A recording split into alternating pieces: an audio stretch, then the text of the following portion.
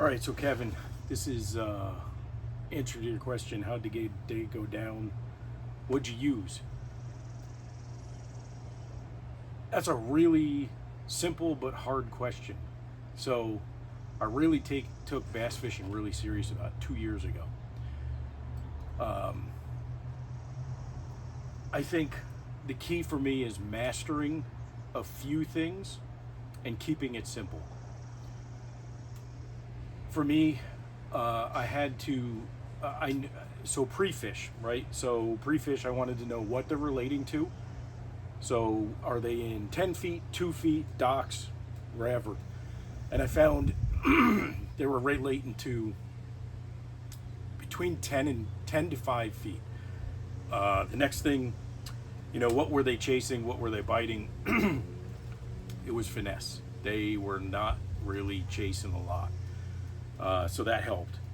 I think another really important thing is homework, right?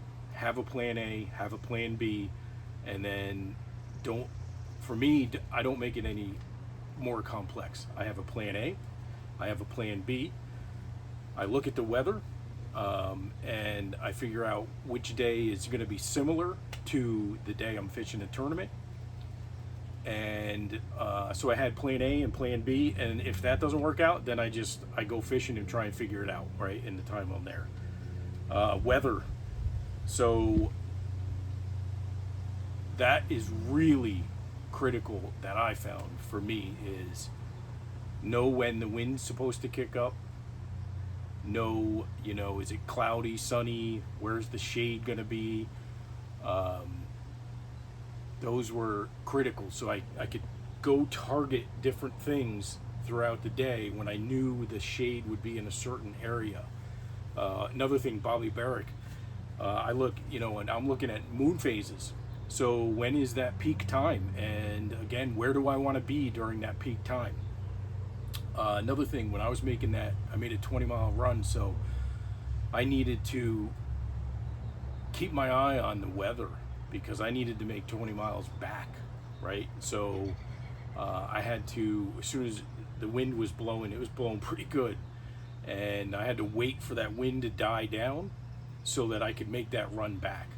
And so coordinating all of that is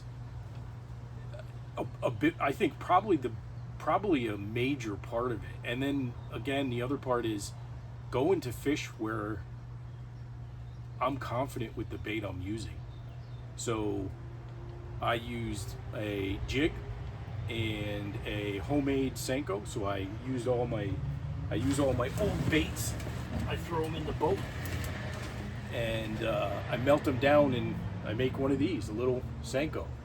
And what I was doing is I have a nail weight. I'll go ahead and take that out because I can reuse it.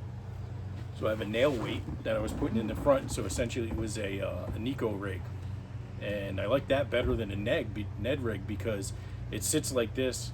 And then when you jerk it, it kind of folds in half, right? It just has a different action. So I really like that. I actually ended up catching, I caught all my smallies on that. But I had four largemouth. I had 5 largemouth, and I didn't call for a smallmouth until 30 minutes before the end of the tournament, but that was on that Nico rig. Otherwise, it was a jig. Another big one I wrote down here was, man, what I learned in the last 2 years is preparation. Make sure your line is good. Make sure your reels are working, your rods, there's no broken tips. Make sure your boat is working, right? Oil changes, whatever you got to do, trailer. Make sure your hubs are good, tires are good, because I cannot be worrying about that stuff. I need to be fishing. So all of that preparation for your boat, rod, reel, your tackle, right? So sharpening your hooks, retying, right? Always checking that line. My truck, is the truck in good shape? Do I have gas? Do I have oil? Right? I ran out of oil once in a pre-fishing and I couldn't get the oil. It's a 2-stroke, so I had to put something else in it. The other preparation is yourself. Did you eat?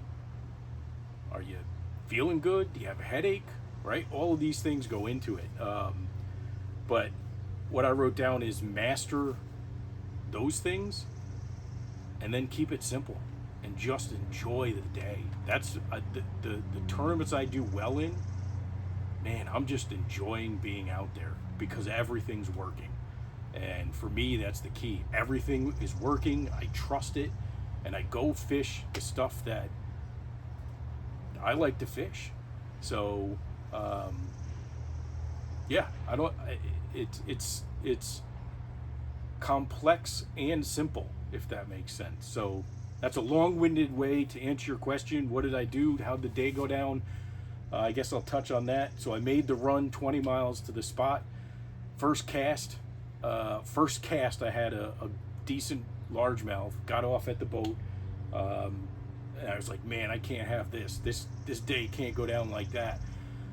Fished a few more, spent a little bit of time at that spot, and then it kind of nothing else happened there. So I switched, moved, started fishing some docks. Caught my first one, and then I said, man, that dock's a good dock. I know there's another one that has similar characteristics, but I think will be better. Went over to those set of docks and caught 3 largemouth that stayed in my live well the whole day. A 410, 3 something, and another 3-pounder, and that was before 8 o'clock. So those 3 fish stayed in all day. I continued that pattern and caught 2 or 3, 4 more fish, filled the live well, and then ended up catching probably 5 or 10 more, and culled maybe 2 times. And at that point I had about 14, 15 pounds. And the wind died down, so I made that 20-mile run back and started fishing smallies. And at that point, I probably caught 6 or 7 smallies, but nothing that I could call. And then the last 30 minutes, I caught a nice smallie, and it just was a little bit heavier than one of the largemouth I had. Threw that in the live well, and then it was time to go. And there were 15 boats in one tournament, and our club only had 5. The 15 boat tournament was won with 14.9, I think, pounds, and I had 16.7.8. So I actually did really good that day. So fish your strengths, do your homework, I guess that's it. So Kevin, awesome question. I'm glad I got to respond. Hopefully this helps, and good stuff, man.